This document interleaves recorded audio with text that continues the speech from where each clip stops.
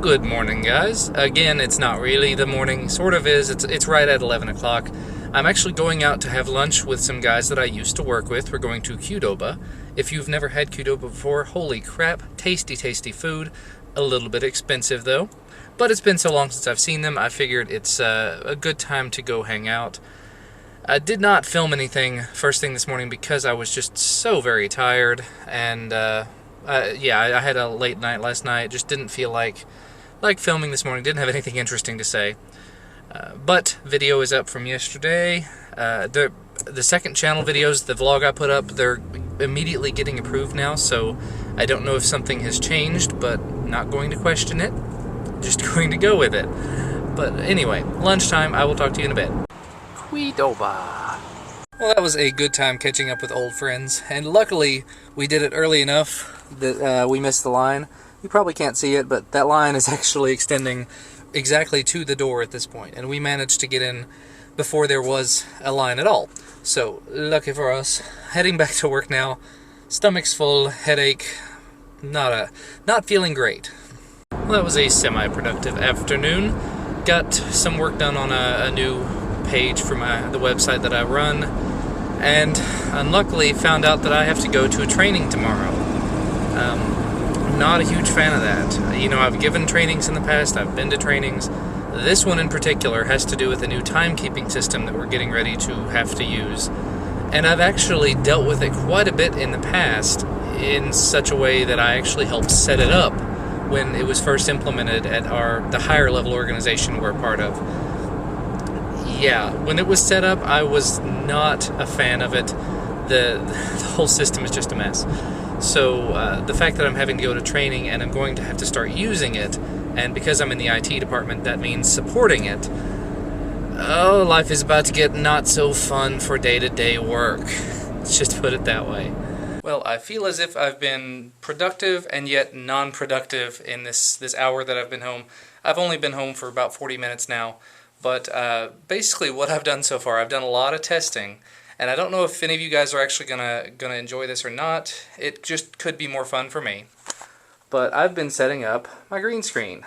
Yeah, you may look at that and say, that's not a green screen. No, it's a blanket from IKEA with my lights, and just hung it above my doorway, basically. So, doing the test with it, it appears to turn out pretty well. So I'm gonna keep messing with it and see what I can come up with.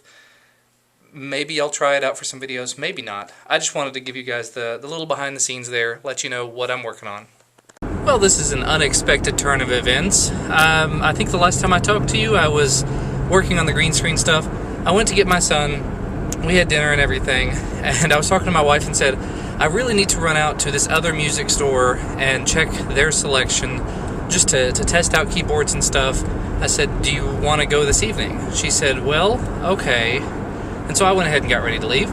She said, well, I don't really want to go, and I don't think the baby would want to go, so how about you go and come back when you're done? So I'm on the road now, alone. So I will let you guys know if I find anything. Basically, I don't intend to buy anything at the moment. I'm hoping to go check out whatever they've got. If I find something I like, search for it online, which I can do with my phone, which is pretty cool, and see how the prices compare, and then if I like something, buy it. If I don't find anything I like, don't buy anything. Somebody, Broken Thorn 15, had mentioned that I really ought to stop focusing so much on looking at key station, workstation type things, and instead focus on just getting a very nice piano. He says the M-Audio Pro Keys is about the best that I'm going to do, price to performance value-wise. And the keys do feel very nice. They still don't feel quite like a piano to me. So this is actually going to be good for me because going to a music store, I'll get the chance to feel, again, what a traditional piano feels like and compare that directly to a digital keyboard to see which one feels the closest. Because they've honestly got about 24 actual stand-up pianos, grand pianos, acoustic pianos, all sorts of things like that. So, again, rambling, I will let you guys know what happens. It'll probably be dark though. Now that is a pretty epic sunset right there. Kentucky at its finest.